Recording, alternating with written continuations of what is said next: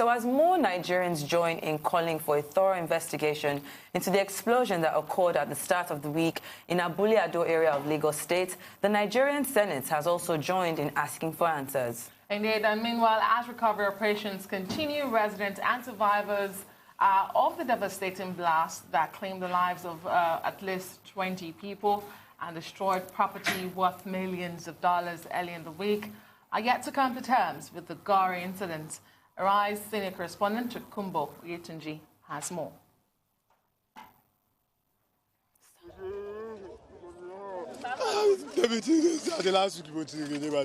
The day after the devastating explosion, what exactly led to it still remains a mystery, with many theories flying around.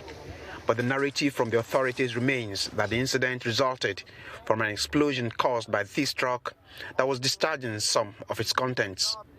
The result is death and destruction to several property in a very wide range from the scene, with official casualty figure put at 17 on day one. On day two, recovery operations still continued, with 3 more bodies recovered from under the rubble.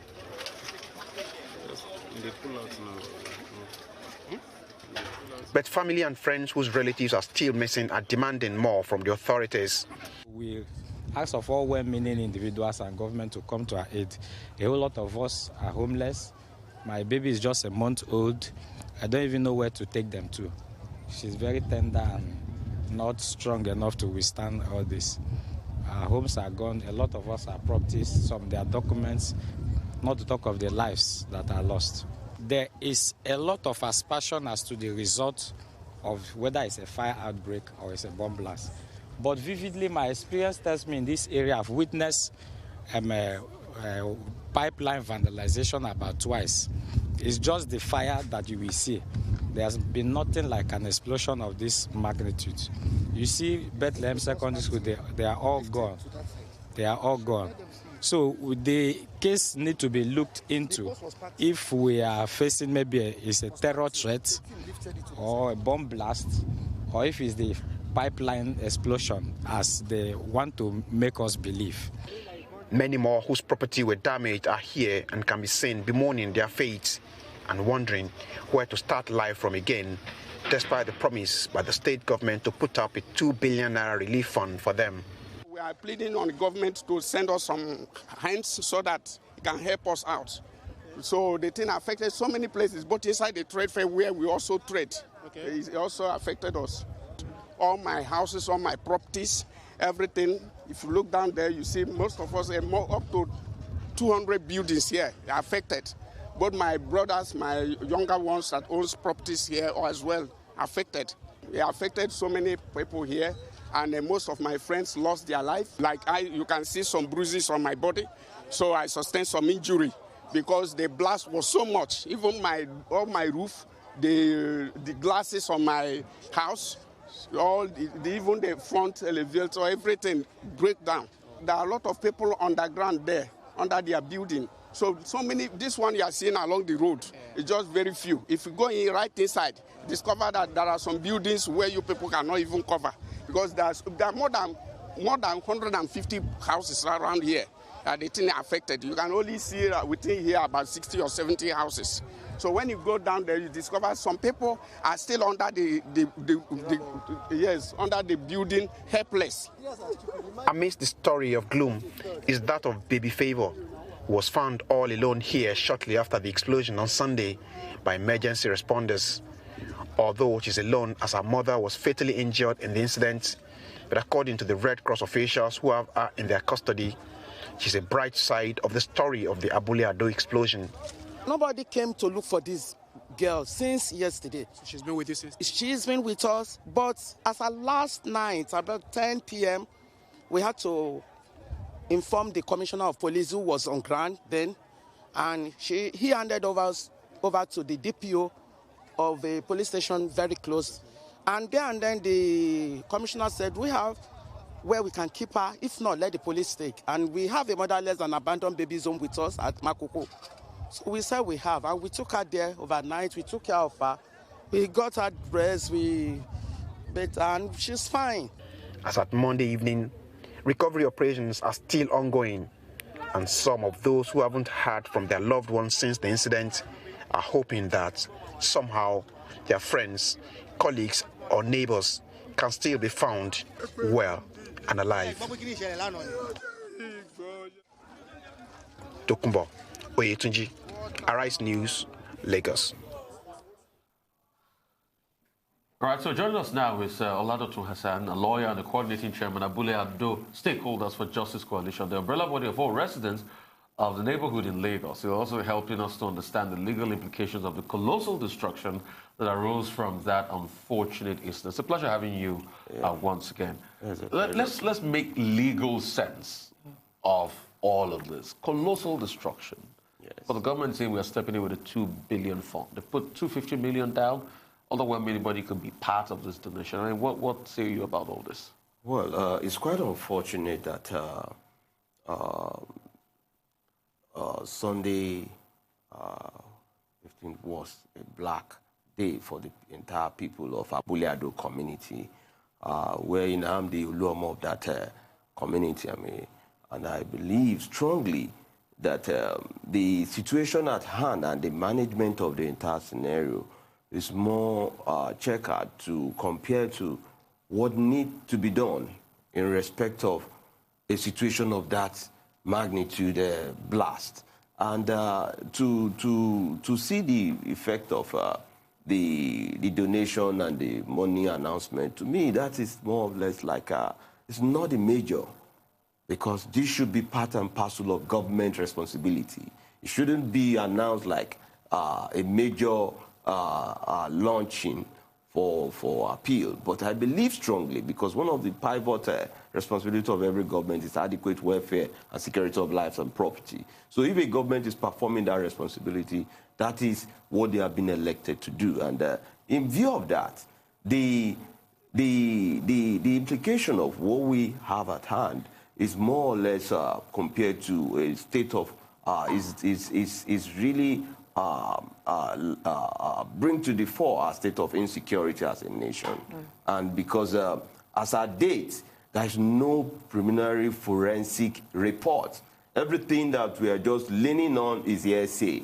Somebody packed a tanker, it hit a gas plant. I was there yesterday to have an overview of the situation. There was no singular gas plants.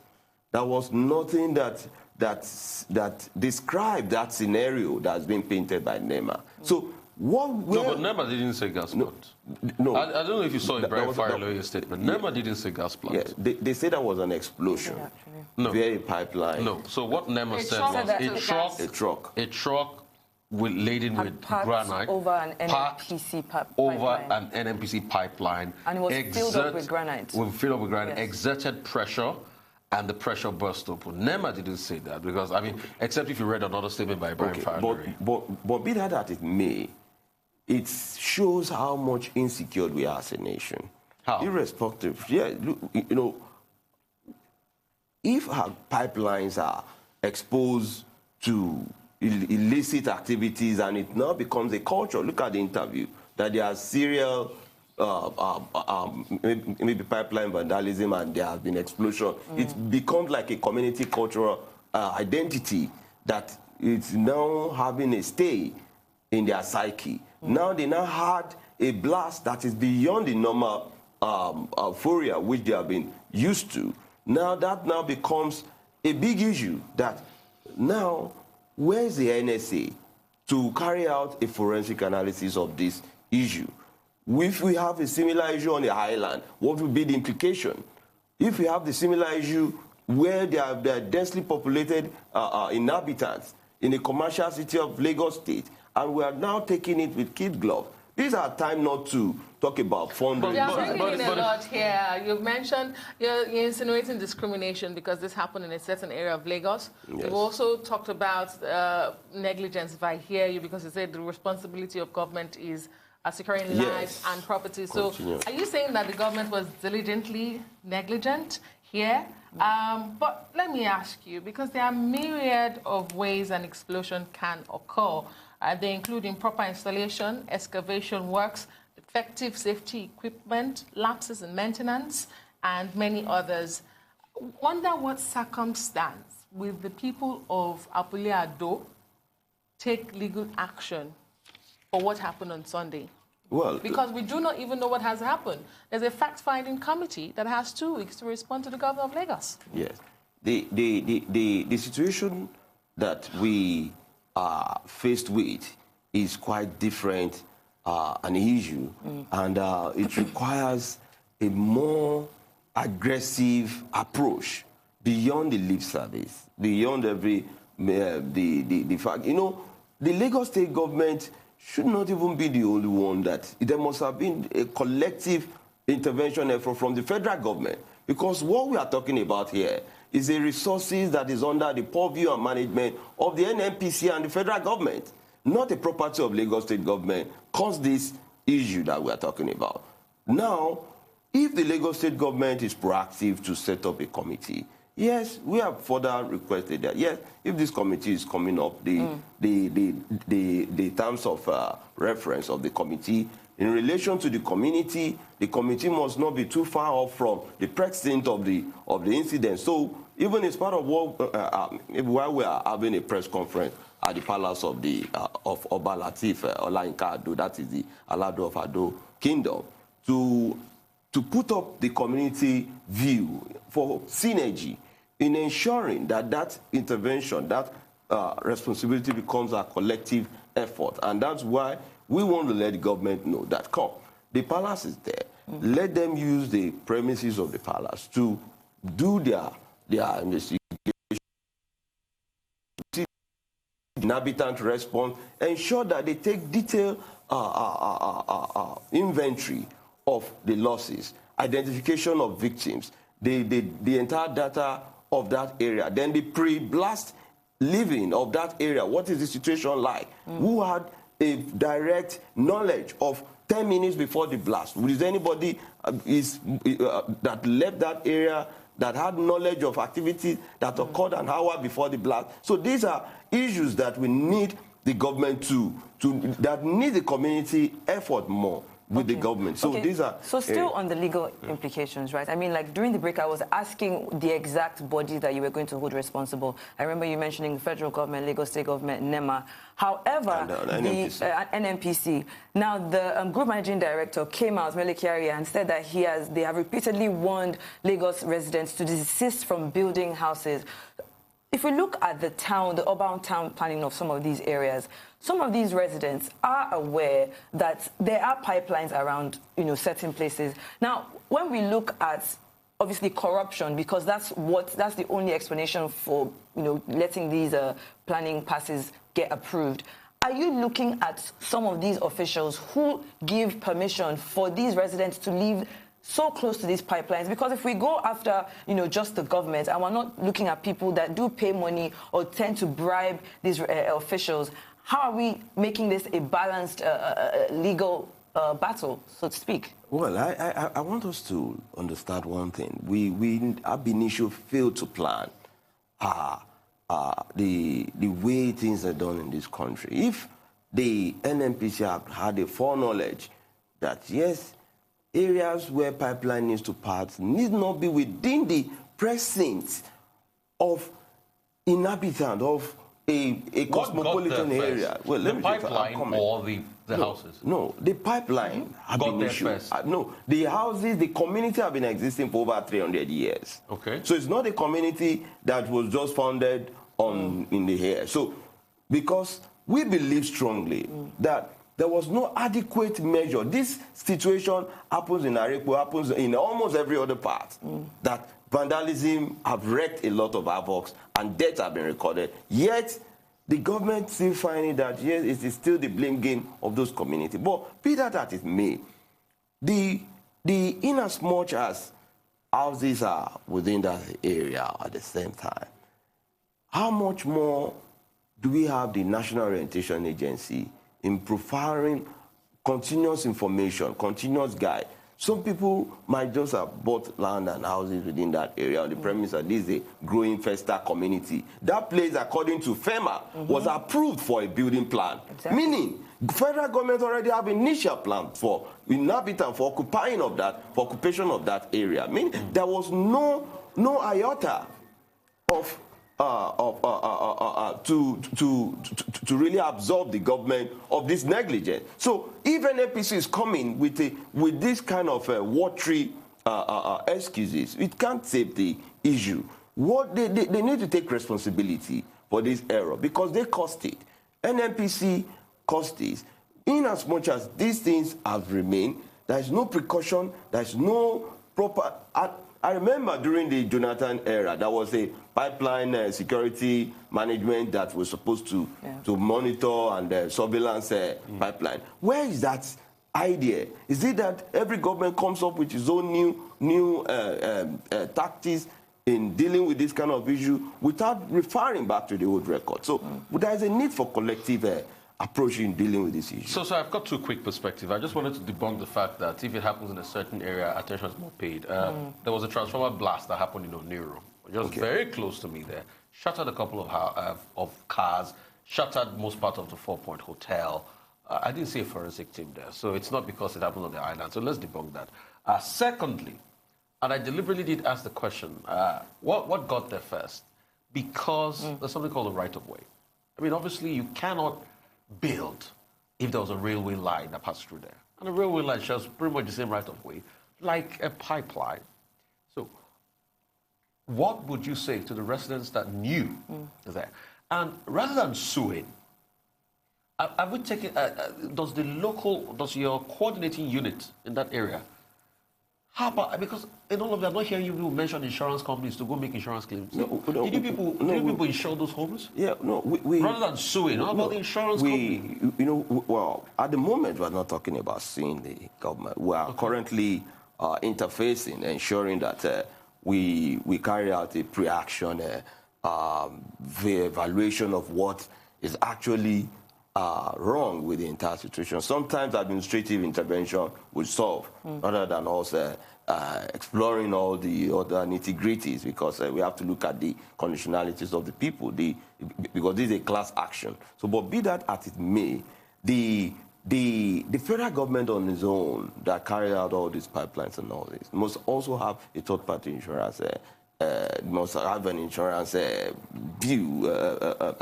policy plan in relation to situation of this nature. But this is a country, there is no time at any given day that every blast that have occurred as a result of pipeline or federal government negligence, there's no respite from any insurance company in terms of reality and in terms of premiums. No, I'm saying the residents' associations. There's something called a home insurance. Yes, everybody, it's individual, it's not a community thing. Some might have. No, how about insurance for their homes? Because you see, when disaster happens in developed climes, people don't cry. Why? The insurance company cries. They take the burden. Yes. So how about you putting a case across for that? That is the issue. That's why I said, how much is our government and our national orientation playing their role? These are community orientation prospect that needed to be promoted. Not too many people are aware of this area of interest. But be that as it may, the head is off now. People have died. Community is ravaged now. What we should be talking about is immediate solution, resettlement of these people. How they, with the NEC, come for forensic analysis to know the veracity of that claim. If people can plan a tanker there near the pipeline and the thing explodes, and now we're just talking as if it's just like a tale. Okay. So we need to really review that and find out, how to avert similar, and also, there's a need for detailed analysis. To prevent a recurrence, because this is becoming one too many, although this is suspiciously different. Definitely. Like the Environmental Rights Action and Friends of the Earth has said, in fact, they are calling for forensic. They think that this is really different. They are insinuating that this was a military aerial bombardment that went wrong and not a pipeline explosion. But as a community in Abule-Ado, what do you think really happened? We've been monitoring the story since Sunday. We've had people on live TV disagree with the government that their narrative of the situation is false. As a community, have you come up with something that could have been the cause of this explosion? Well, we cannot work on presumption of rumors to arrive at a fact in respect of what any organization might say.